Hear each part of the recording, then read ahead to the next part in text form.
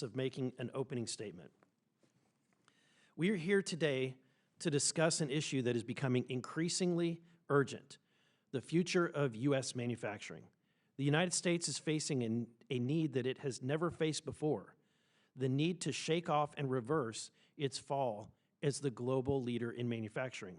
We won the Second World War not just because our generals were great leaders and strategists, and not just because we put so many heroic men and women on the field of battle and in support, but because we manufactured our enemies into oblivion.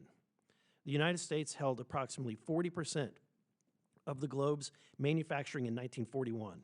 After Pearl Harbor, that vast manufacturing power became the free world's arsenal for democracy. For every German tank manufactured, we produced 4 tanks. For every merchant ship tonnage that the Japanese built, we produced 8. For every aircraft carrier the Japanese deployed, we launched 3. For every plane that combined Axis powers built, we by ourselves manufactured 1.5 planes. Before the war, the U.S. manufactured less than 3,000 planes, but by the end, we had a force of 300,000 planes. Overwhelming material was pivotal to our winning the war, and the United States left World War II as the most wealthy and powerful nation on earth, in very large part because of our manufacturing prowess. Yet, as time marched on and the good post-war times rolled, we began to forget how important our capacity to manufacture and innovate was to making and keeping America great.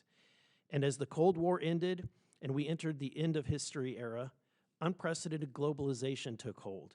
And in that moment, instead of embracing new technologies or innovating in the manufacturing industry, we sold off our manufacturing birthright to other countries.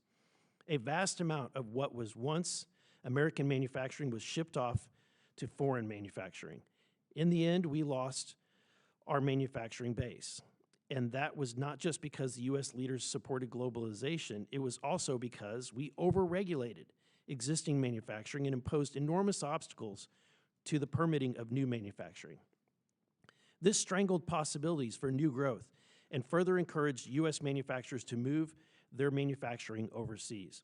In the end, the United States' share of global manufacturing fell from 40% that it was in 1950s to 16% as a share that we hold today. We lost millions of skilled labor jobs. The middle class has shrank, and communities across America have been harmed. Filling the void of the U.S. was China. China's share of global manufacturing increased at an exponential rate. China leaned in heavily on cheap labor, slave labor, and suicide-inducing labor conditions to achieve the manufacturing share that it possesses today. And China's position as the current world leader in manufacturing poses economic, military, and national security threats to the United States. Nevertheless, there is hope that we are approaching an American industrial renaissance.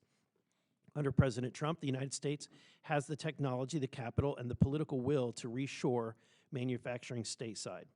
Congressional and executive branch efforts to decrease unnecessary regulatory burdens and streamline permitting processes will encourage reshoring.